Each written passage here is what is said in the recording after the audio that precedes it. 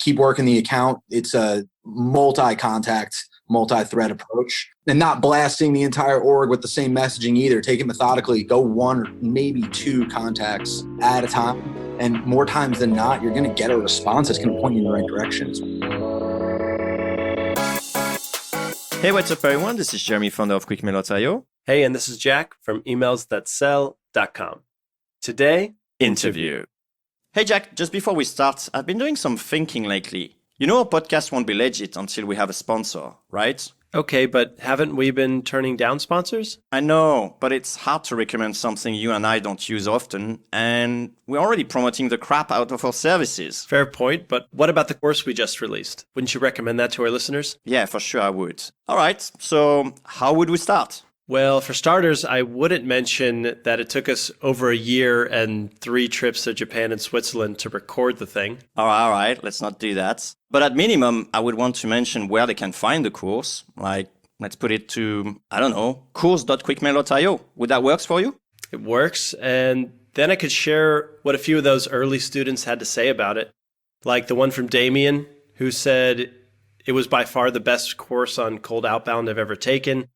Or what did Chris say? The week on sales research and targeting prospects blew my mind. Yeah, we definitely want that in there. Yeah, I like it. It's kind of too easy. You know, people always say nice things when they get results. And at some point, we're going to have to come up with some hard sell copywriting materials of our own. And you know, I'm not that great at that. So I don't know, what would you put on a page? Okay, how about this? Imagine that instead of getting ignored by prospects day after day, you could just follow a course that shows you how to book meetings with dream clients and automate the entire outbound process so you can focus on closing deals and scaling your company. Plus, there's that money-back guarantee and the 8 modules and the bonus podcast interviews. But so far, so good? Yeah, I like it, man. But you know, I like your style. So anyway, all right, it's getting a bit late. So can we podcast now and review that later? Yeah, but at least promise me that course.quickmail.io is finally live and people can finally try out the course right now. Yeah, sure. I already put it live, and just so you know, I added that special price we discussed about for our podcast listener, and then we can leave it here until, you know, we're happy with the landing page. Sounds fair enough? Yeah, let's do it. What's up, cold emailers? Today we are joined by Lukas Mikelinich. He's the VP sales of a company called Negotiatus, and they just had the best sales month in company history this May. They're crushing it during COVID, and today Lukas is going to join us to talk about how they're doing that and how to run an effective SDR team. Lukas, welcome to the show. Jack, much appreciated. Great to meet you again here. And Jeremy, great to meet you. Super excited to be on the podcast today. So yeah, I appreciate the warm intro. It's been a fun time here at Negotiatus. And especially amidst all the craziness here with COVID and all the kind of uncertainty in this current climate, been super impressed with how my team has responded. And yeah, absolutely right. May was one of the best companies that we've had from a revenue perspective in company history. So it's been fun. You bet. That's great, man. So tell us about the company, just quick overview, maybe what you're selling and who's your market.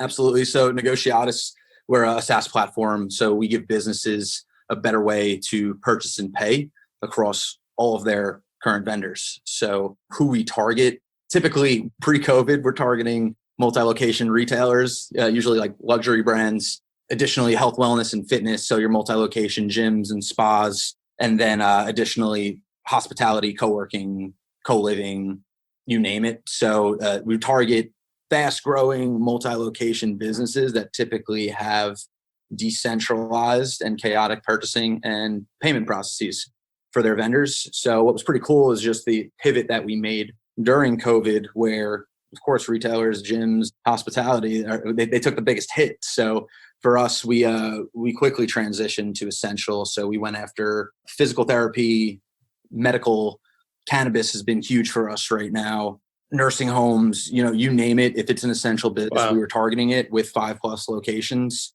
and kind of pivoted on our core value prop a little bit as well, which allowed us to kind of, you know, really tackle the situation. So before we get into like managing an SDR team, I'd love to hear your thoughts on how you were able to successfully pivot so quickly. It sounds like the first try was a slam dunk. I mean, like, what was the process? Number one thing for us was constant communication. So whether it be in our daily stand-up or siloed meetings, like we have to assess the current climate. We, of course, know there's a global pandemic, but what our current clients and the prospects that we're speaking to, what are they saying?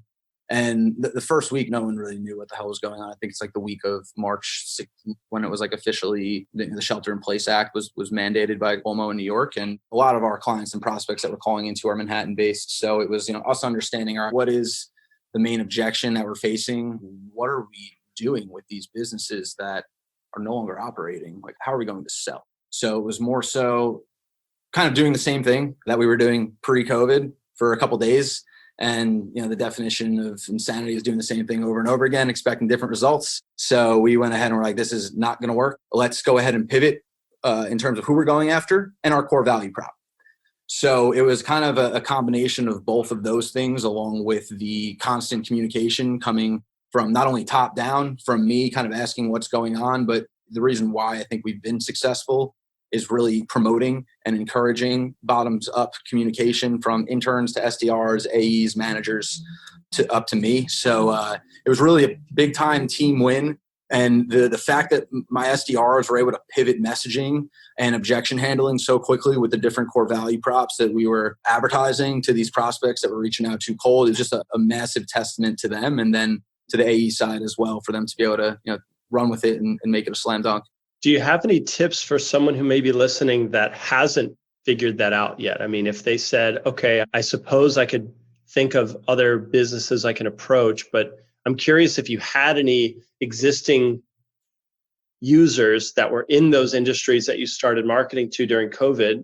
Did you have retirement homes? Did you have cannabis company? Did you have wins there before, or this was like shot out of the dark? There minor wins, smaller accounts, just really putting the feelers out there before COVID, like 2018, 2019, scooped up a couple customers outside of our ICP. I think in terms of advice I could give, we're a highly data-driven organization in terms of the decisions that we make when we're pivoting strategy. Everything kind of went out the window. Our whole playbook, we ditched it. So let's go ahead and try everything. Normally we're doing control tests, A/B, try one thing with one industry, one message, and then track efficacy. We were running 5-6 tests side by side because we just did not have the luxury of time on our side. We needed to run very, very quickly. We couldn't walk and track efficacy the way that we normally did. Do you think this industry would have worked also pre-COVID and it's just you didn't focus on them? Yes and no. So what I think allowed us to break into these newer ICP industries, such as the cannabis, physical therapy, healthcare, it really came down to pivoting on our value prop. Even though that we're still offering the same software, we had a unique advantage in the sense that with us being a purchasing and payment solution, we have a vast vendor networks, a vast number of vendors in our network. So we were able to go ahead and start pitching the PPE value prop. Can you find PPE right now? No, you can't. We can for you. And initially jumped into it. We're getting a ton of no's due to cost. And then we're just like, screw it. Let's offer this for free for right now. See what we get. We set up a whole different funnel. We had a pre-platform funnel, conversion funnel, new business funnel, just to kind of understand where these customers were or prospects were in the buyer journey. And from there, we started scaling on top of that. So it went from let's find you PPE equipment that you can't find right now to we're helping businesses cut costs and automate processes with lighter headcount. And we saw that we went from speaking with initial contacts and lower level champions to directly speaking with CEOs and owners with that type of messaging during this class. Interesting. By changing it around to we're going to help you cut costs and operate a little bit leaner. And I'm sorry, what's the PPE offering that you guys put together? Yeah. So more so, what are you trying to find right now that you can't? We heard a lot of hand sanitizer, N95, surgical masks, gloves, gowns. But you're a software company. How do you help somebody find the gloves? And yeah, exactly. So, so we're giving them a better way to purchase and pay. So it all kind of stems back to us being an aggregator. One, it's kind of a data play. So we're bringing all these thousands and thousands of vendors across hundreds of customers that we have relationships with. So it just gives us a massive network to tap into. So we'll essentially take a business's 100 suppliers aggregate them all into one catalog and give them full control of everything that they're purchasing. With that, we just garnered another 5 vendor relations that we had not had prior. So once COVID hit, we kind of got a little proactive with it, started reaching out to all of our vendors saying, we want to understand where we can locate PPE right now for our clients. And then it was a daily refresh in terms of communicating with SDRs and AEs. What PPE supplies do we have access to as of today at this given time? Okay, so let me get that straight. So it was basically saying, like, you told your SDR team that start reaching out with the basic end benefit that we can help you get the supplies you need for COVID, gloves, masks. We have a vendor list that can help. What do you need? Yep. Something, and offering that completely for free, like you said, as a way just to open the door and start this conversation, which later led to deals that were around what Negotiatus is really selling, which is platform, that kind of thing? Yeah, the consolidation and control of all vendors through purchasing and payments was eventually what we were striving to get to. So we didn't know. That's kind of like what I was getting at. We were just running tests left and right. We really didn't know what was going to work. We had to throw our playbook out the window and just move pretty fast. With that, yeah, it was exactly right. No one was buying software for those couple of weeks. No one wanted to hear about software. There were people that were losing their jobs, people that didn't really know what to turn to as a business owner. So we kind of thought it would be pretty tone deaf to start saying, hey, do you want to centralize purchasing and payments right now? But what we did realize was that we had a unique advantage that we could locate PPE supplies for these businesses. And one, it was a way for us to go ahead and cultivate conversations and pipeline. And then two, we just kind of felt responsible to the community as well to give back and help any way that we could. And we knew that one way, shape, or form, it would kind of come back to us for the better. Let me make this a little bit actionable here. If you're listening and you don't happen to have access to a crisis vendor network that can help potential prospects, or potential clients, you still can probably use this thinking to remind yourself that it comes back to what value are you bringing that prospect. And there may be certain times that the biggest value you can bring is not necessarily your core offering. Maybe you have to get creative and think of other ways to serve your potential clients. Would you say that's pretty accurate, Lukas? 100%. You have to be nimble. You have to be agile in situations like this. And for us, we were even agile after we started doing this. So we kind of ran with that value proposition for about 3 weeks, realized that we were gaining a ton of traction, but those conversations weren't necessarily leading to the sales conversations that we're typically used to, discovery with the right people. And then Can I interrupt you a little bit? Can we go back 1 or 2 steps and tell us basically what your SDR are doing so we get a good understanding? So SDRs from front to back, we are doing a combination of account assignment as well as prospecting for them. So they're getting around 250 accounts a month. And then we encourage the prospecting of another like 40 to 50 accounts per week to keep their pipelines fresh. We've found that when we just do account distribution, they're not exercising their full potential. So we allow them to have some autonomy there from a prospecting standpoint.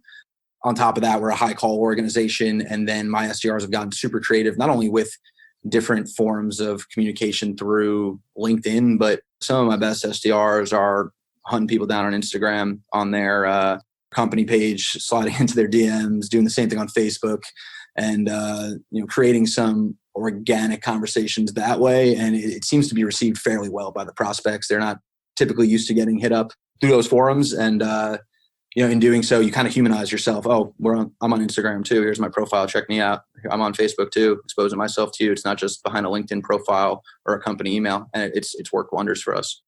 Are there any commonalities that your best SDRs share? Without a doubt, account-based selling. So you're not giving up after going after 2, 3 contacts. So we'll start with going after 1 or 2 people on an account that we believe are the right fit. And then we strike out there. We're going to recycle another 2, 3. And then after that, we're going to do it again. We're going to do it again. We're going to do it again until we penetrate. So that account selling, yeah, absolutely activity. Like usually the person that's putting up the most activity, like we have one SDR, Cortland, shout out to you, man. He's like notorious for like dialing until like 9 p.m., putting up $250 a day. And he like 2x quota last month. It was super impressive. So, I think that the hustle absolutely goes a long way, but, on top of that all, really it's that kind of consultative nature to you, coming off as not a salesperson, coming off as harmless, and then asking some really intelligent and targeted questions, and then coming back with relevant value adds instead of just spraying and praying everything that we do. I'm talking to a VP of finance that told me X. I know I'm going to give them Y, which is the relevant value add to what they've given me, as opposed to giving them the whole kit and caboodle there. What do you mean? So you'll listen to the prospect, you'll hear what they're concerned about, and then shape your pitch for that kind of message? Exactly. So, of course, like standard opening pitch, elevator pitch, and then trying to strike some engagement, get them to ask a question instead of just looking on us. And then, from there, they'll ask us a question. We'll answer it back with some relevant value add based on what they're asking, but then strike back with a question as well on top of it. It's super important to be able to listen to what people are saying and then just, build on that, Exactly. Are all your SDR cheaper, or they're like, gloom and dark or whatever? What's the attitude, shall I say? They're chipper, man. Yeah, they're an upbeat group. I think that's been the biggest struggle with working from home during COVID, is that when you're in the office, the energy is up. Like everyone's feeding off of one another. And I think that's the biggest thing that the team is missing are those positive vibes in the office where everyone's feeding off each other. People are challenging each other. The board is going crazy when folks set demos, convert deals, close them. So, I think that's the biggest thing that we miss, but certainly a positive atmosphere and people are excited to be there. So you have a board for tracking events or wins, I should say. Is it like an actual whiteboard, or is this something that's digital that can be shared during COVID times? Both. So right now during COVID, it's digital, but even when we're in the office, we have a couple of TVs around the office, and then we absolutely still use a whiteboard. So I see a ton of value in terms of even have a red carpet leading up to the whiteboard, because if you're crushing it, take the walk. Let the entire team know that you're on top today. You just booked 4 demos and you're going for number 5 right now. Hey, Lucas, I'm curious, what did you actually see stop working, in a recent months? What did I see not work, essentially? Like what stopped? What time frame, Jeremy? Like during COVID or what? Well, probably before COVID even. Like, in the realm of cold email, we've seen things that actually stopped working over the years. And so I'm curious. So I say within the last 3 months, but, I'm happy if we take, a 6 months timeline or a year timeline. Yeah, January maybe. Yeah, because you guys seems to be pretty nimble and able to react very quickly. So obviously, and then you're testing like different things like Instagram, different channels and stuff like that. So obviously some stuff had stopped to work. Otherwise, we will keep on harvesting those strategies. I think overall, unfortunately for us, in terms of the folks that we were going after, typically C-level, VP level, finance and operations, email was quite a challenging channel to get in touch with these folks. And, our open rates and even reply rates overall were starting to trend downward. So we saw that and started acting pretty quickly in terms of changing subject lines, changing messaging. Do we throw in videos? Do we throw in GIFs, one pagers? What do we need to do to create more of an impact from email? That's how we're kicking off every single one of our sequences. Is it on the personalization side of it? Like, should we just dial back the number that we're doing daily and personalize more? And that definitely works for us. Like when we're sending out a lower volume, instead of sending out 30 step 1 emails today, let's send out half. Boom. Just absolutely personalize this, know where the person gets their coffee in the morning, know what their alma mater was, and just absolutely relate back to them before we're doing any sort of pitching in our email. And that still to this day holds true. But what's also been great is that once we're getting engagement there, my SDRs are sometimes like rabid wolves. Like they're going to start texting you afterwards. They're going to start falling into your LinkedIn direct messages as well. They're not just going to go back and forth with you on email. It's going to be multi-channel for us. So I think that's the biggest thing. Once we see that email is starting to decay a little bit in terms of open rates and reply rates, we still need to do it. It's a promising channel for us. But when we're seeing that decay, there must be something going on a macro level that we need to recognize. So without getting too in the weeds there and overanalyzing it, let's just pivot and see what the results are. And that's traditionally worked for us in the past when we're hitting a little bit of a speed bump, and then we want to kind of dial it back as we're making that change. Be like, why is that not working? Did I write a terrible email? Did this SDR write a terrible email to kick off the sequence? Stuff right. I understand the global thing, but it seems like basically what you're saying is going after one channel stopped working, and now you do have to be more creative into going into different channels. Without a doubt. Yeah, without a doubt. We encourage it across the board. It's great if you make hundreds of dials a day, but that's only going to get you so much. So like even in outreach, we now have, it's not just call email. We have LinkedIn in there as well. We haven't yet put in Instagram or Facebook, but some of the more clever SDRs, especially going after these retailers and gyms, they have a social media present. Instagram. Yeah, exactly.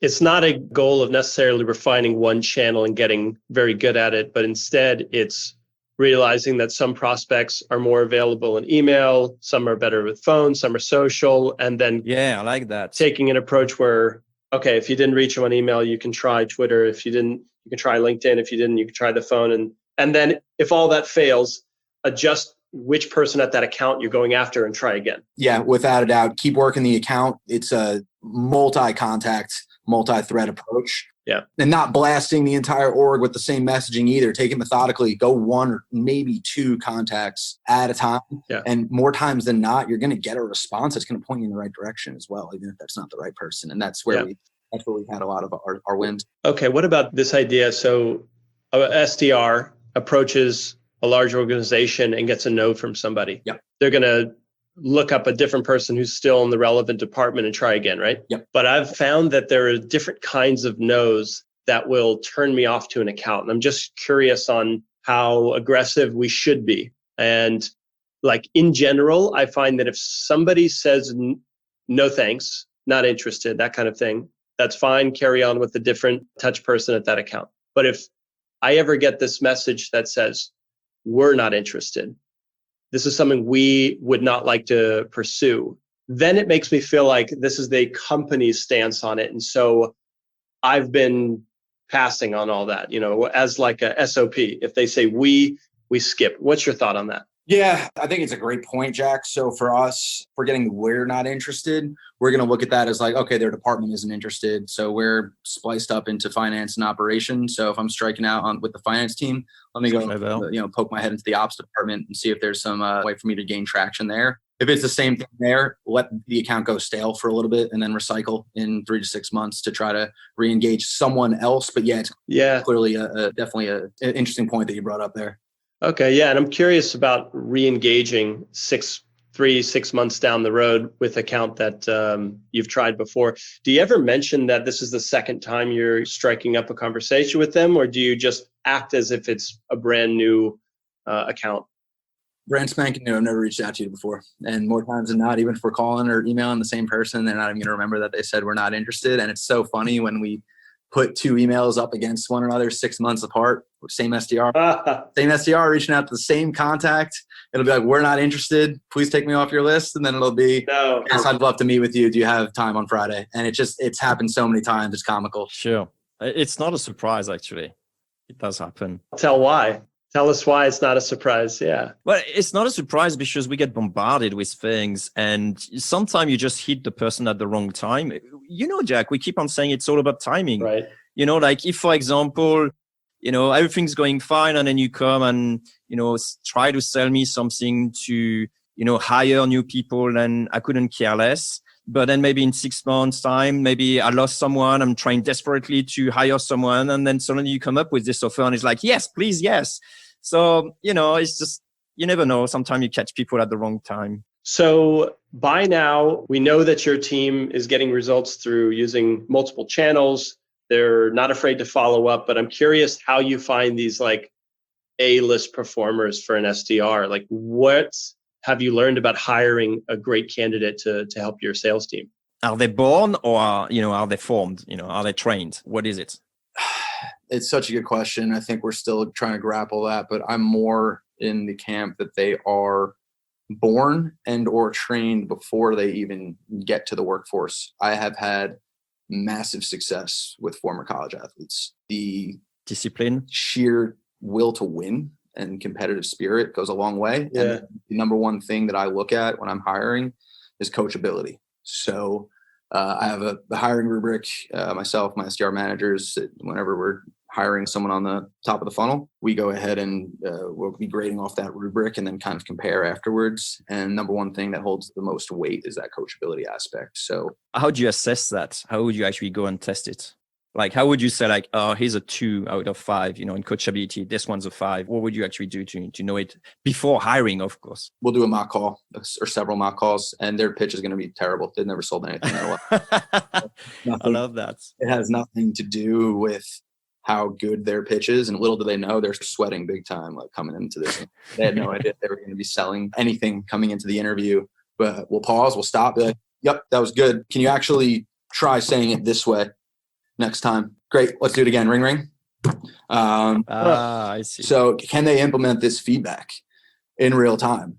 If they can, great. They're going to get a good score in coachability, and they're likely going to be someone that I'm going to continue on the interview and make sure all my boxes are being checked, as opposed to being like, well, that's the number one thing that I'm looking for. So you're going to really have to wow me with something else here over the next 15, 20 minutes, because we're jumping in head first. I'll get to know you a little bit, and then it's like, great, mock call, let's go. And so if they're coachable, I mean, is it safe to say that's the number one trait you're looking for? Like above attitude, above this competitive drive, above how you sound on the other end of a telephone?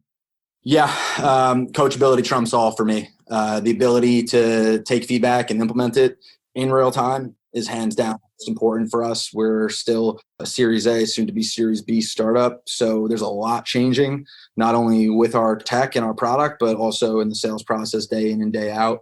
And I need folks that are pretty nimble and are able to kind of take that feedback and not only enhance and better themselves, but then also be able to pivot, just like we did with COVID. If I didn't have a nimble team that was coachable, we would have drowned. Yeah, that's a fair point. Do you have any like hiring boards that you've found better candidates from? I know you mentioned college athletes. I'm just curious if you've looked for people, Yeah, so I think LinkedIn has probably been our number one hiring board. We've been on AngelList, haven't had a ton of success. I have a couple buddies that started created a startup out in Colorado, NX Athletes, essentially a LinkedIn/recruiting platform for former college athletes. So pretty strong partnership with them. That's convenient. Yeah.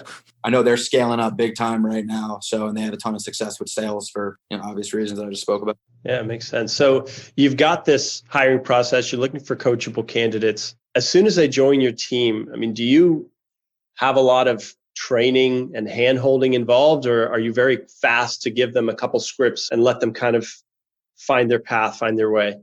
Get on the phone day one. Day one in a day, you're making 20, 30 dials you're going to get hung up on, and understand exactly what this role is. We're very transparent about that up front in the interview process. We want to make sure, hey, you know what SDRing is, right? You understand what this role is. If not, let's kind of talk about it. And then day one, we're going to give them a taste, throw them right in the trenches. But everything from after we jump out of our 8:45 stand up all until 4 p.m. when we're having them get on the phones, they're going through a ton of mock calls with their manager. They're getting the company overview from the start, getting a product demo, so they kind of understand what it is that we're actually selling. It's still quite arbitrary to them, even after the first week, but like we want to give them a lot of support and resources from day one and on. First month is very, very training and hand-holding oriented. And then we also want them going. So day one, you're going to fire out 20, 30 cold calls. Day two, you're going to start out the day, you're prospecting and sending out your cold emails to kick off some sequences and really just get that pipeline going. I'm curious, how do you actually decide what prospect they should call? Like, how is the prospecting happening, so you can actually give them those leads? We're not giving them the that's cool. best leads to per se for the first week. So we know that they're learning. And we encourage them to fall back on that too. If they're getting chewed up, be like, hey, I'm so sorry, this is my first day, I'm a little embarrassed. So a lot of our listeners have asked us That's good. How to get better at rejection. It's a big topic that if you're new to outbound, you come face to face with it in your first, batch of sends or batch of calls. So if somebody came to you on your team and said, man, this is killing me, how would you help them get over rejection? Yeah, short memory. And that's the other reason why I really like recruiting former college athletes. They kind of have that ingrained. They make a bad play, and then they have to get right back on the field, get up and get going again. So that kind of mentality and mantra is already kind of ingrained into them from the start. Even folks that haven't been former college athletes, they still have thick skin on my team for the most part. So short memory as well. Understanding that this is a roller coaster. We're going to have days where we book 10 meetings. We're going to have days or weeks where we strike out across the board. And that is just a matter of the process that you may call someone or send an email to someone that gives you not interested today. You may call them back in 2 weeks and they're having a much better day and they actually want to chat with you, and you call them on a Friday where they're all happy or chipper, Jeremy. Yeah.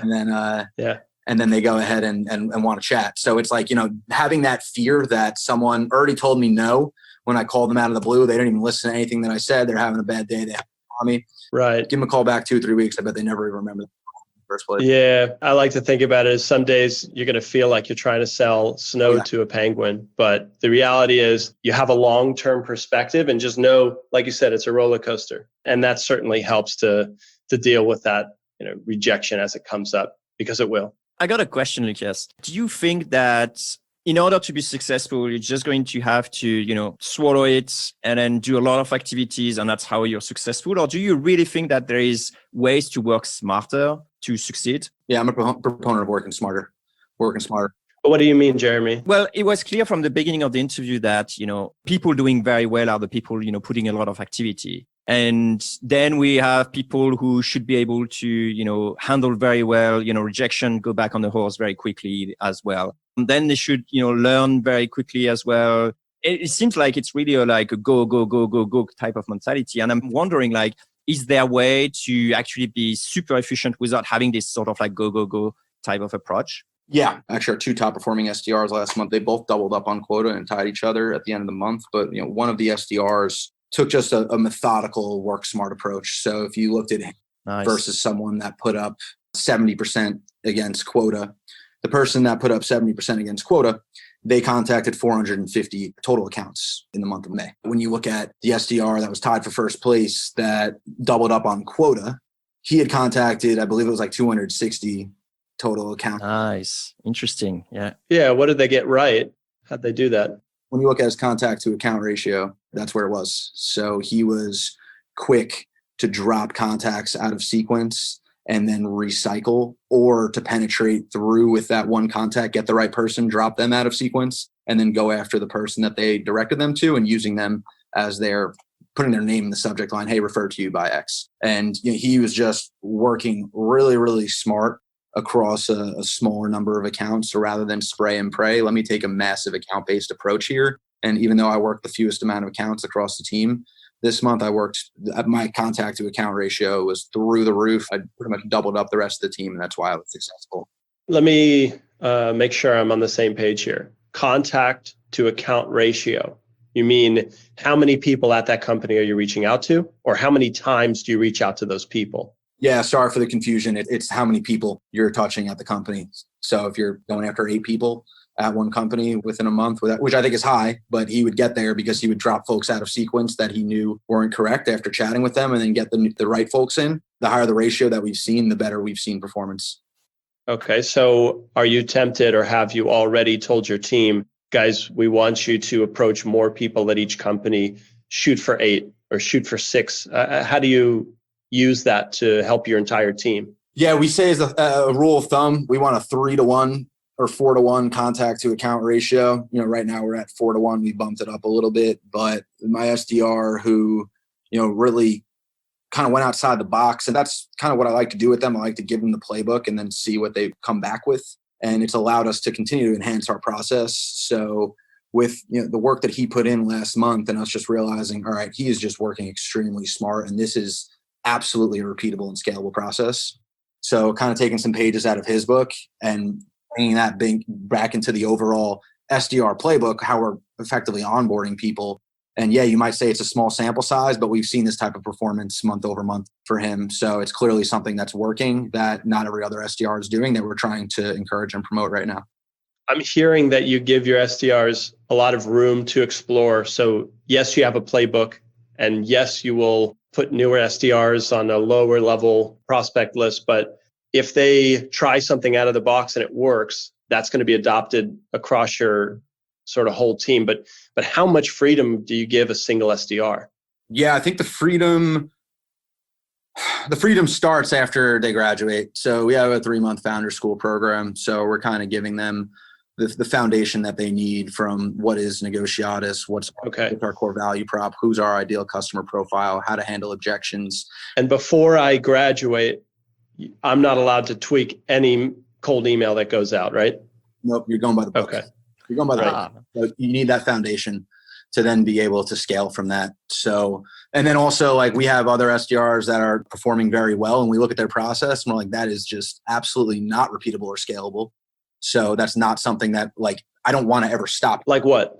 Going after 800 accounts on a month and making 250 dials a day. That's not an activity minimum or a scalable account. That's just brute force, right? Account process is brute force prospecting and brute force activity. That's not something that I can even promote internally, even like sometimes even like half of that activity. So, we have SDRs where it just works for them in that sense. Sure, can that SDR pitch have a better pitch and likely will have a greater contact or account efficiency? Yes, and that's what we work on with them. But if their process is working for them, I'm not going to fix it if it's not broken. Mm-hmm. And giving them that type of autonomy allows them to become themselves, realize what works for them, and then myself and the managers can lean into the things that we know that they can enhance that are then going to allow them to work smarter, more efficiently, put up the same amount of activity, but double up the production. I think that can work because you seem to have like a very large pool of prospects. It may actually not work in a much more, tinier market where you only have like 2,000 accounts or like Fortune 500 kind of thing. Or 200. Yeah. Right. Yep. Definitely not an approach for a limited total addressable market. Like if you have a limited M to 200 to 2,000 total accounts approach, I don't believe the appropriate one. Yeah, the rookie would have burned like all the leads already. It's like, holy hell, we have to rename our company now. Okay, so as a cold email copywriter, I'm really curious if you have hard and fast rules for your team when they go ahead and make their own message to send out. Do you have certain CTAs that you won't let them go beyond or outside of? Do you have certain intros or value props that they can choose from?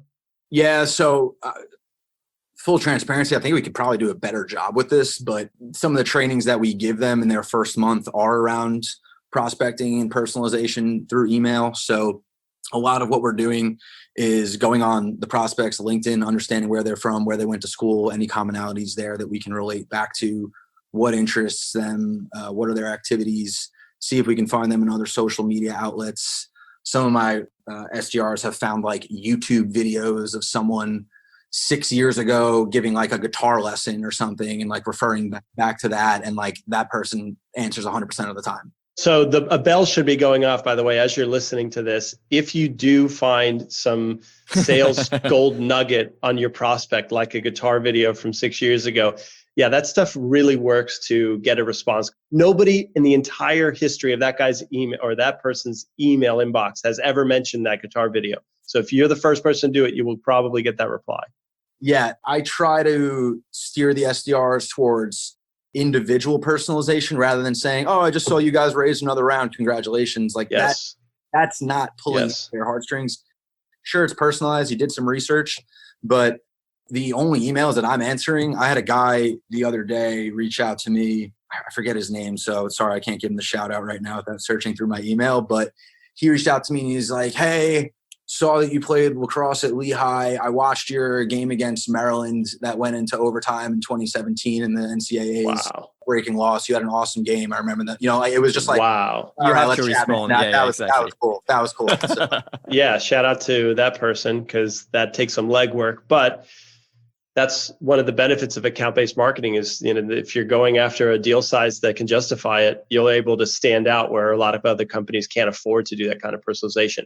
Question, is personalization mandatory? If I'm an SDR on your team, do I have to put something unique to that prospect? For you to get a sequence out, yes. Every first touch email has to be personalized. And is it intro sentence or PS? Like, where does that merge tag go? Usually, so we have it set so like the actual email can't be sent in outreach without the first sentence being personalized. And then we do have kind of like more of an optional section at the bottom, more like the PS, if there is like something that they can add in additional there. But that first sentence is mandatory for sure. Look at that. Do you have any other mandatory rules for outbound in general besides adding personalization? Like, for example, certain number of follow-ups for each person, maybe. Yeah. So our sequences are kind of 17 or 18 steps. So that kind of solves for itself in terms of follow-ups. we're tracking all like kind of re-engagement inside of Salesforce. So SDRs are mandated to follow up with accounts after AEs give close, loss, and re-engagement notes. So that's one big thing that we're doing on that side. And then more so from like an activity perspective, we try to hold them to an 80 dial minimum per day. If it's a big prospecting day, we ask that it's like an average of 80 per day per week. So it'll be 400 on the week. We try to get 50 new accounts put into their pipeline, personally prospected per week. So average 10 per day.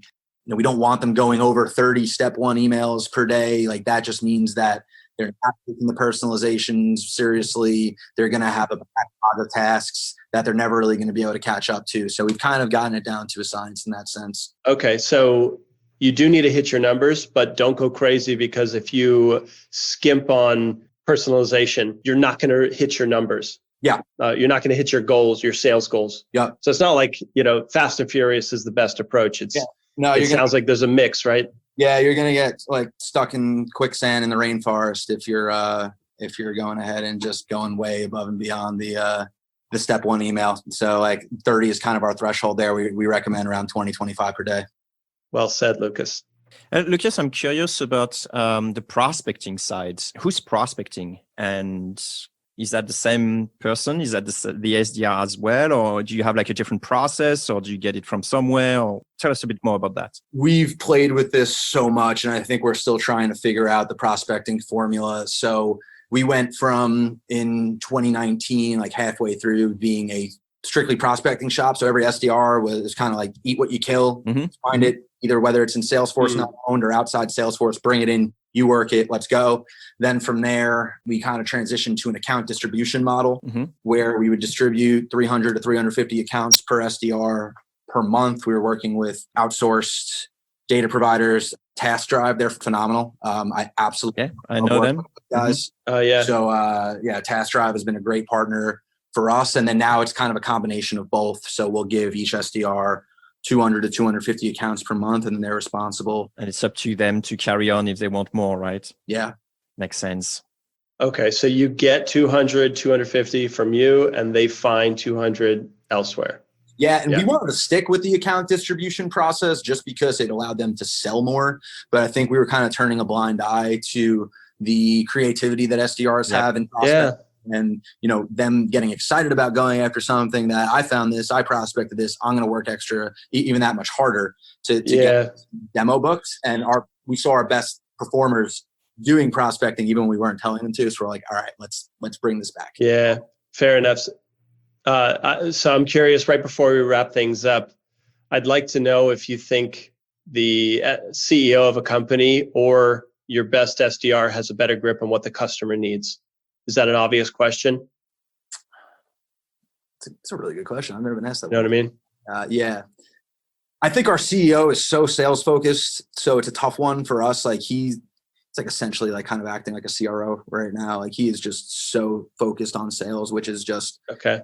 I love working with him in that sense. I think he does understand that salespeople have a tighter grip as what's being said on the prospect side and what the prospect needs. So it's going to be a coin flip on that one. Okay. It sounds like the CEO is going to listen. And after talking with you, I know that you do change your sales ops based on what's currently working within your team that sometimes they discover themselves. Yes, exactly. So the CEO will 100% listen. I mean, we're very, very data oriented. So of course, anything that we're saying, we're supporting with data 100% of the time. But yeah, he listens loud and clear to things that are working and not working on the sales side. I'm sure that's playing a role in you guys' success. So congrats on that. And as we wrap up the show, we're going to ask you the book question. Do you have any go-to paperbacks or hardcovers that you hand to SDRs or you wish all of your SDRs read? Or Audible, that works too. Yeah, Never Split the Difference for Saas, 100%. It's a good one. I liked it. Yeah. That's a the great only one? Is that it?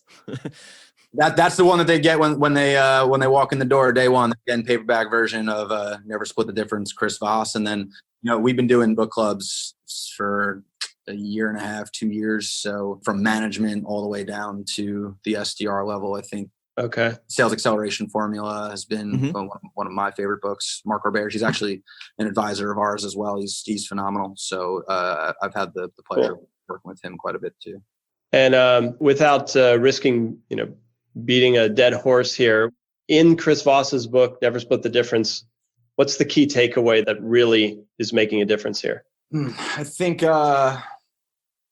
just like overall empathy and listening is just absolutely massive for anyone in sales or anyone that wants to be like good at their job or even connect with people. Like everything is a negotiation, and it's something that's going to be taken as a life skill, and certainly sales can teach you that. But when you have someone that has never sold in his life, arguably you could say negotiating with terrorists and folks that are taking people hostage, like that's absolutely a sale in some way, shape, or form. But it's truly a negotiation, and taking that with you into the workforce and realizing that it's applicable to everything that you do in your life with loved ones, family, colleagues, prospects, etc. It's big time. It pays off dividends on the phone, being empathetic, listening, mirroring, labeling, you name it. I could go on and on and on about the book. Seems like you know it off by heart. That's right. Hey, but if it played any small role in getting to where you are at now, leading the sales team for Negotiatus, I mean, certainly required reading for our listeners here. So Lukas, I'm going to give our listeners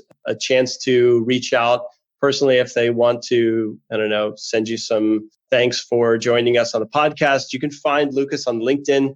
It's linkedin.com/in/L-Mike, L-I-N-I-C-H.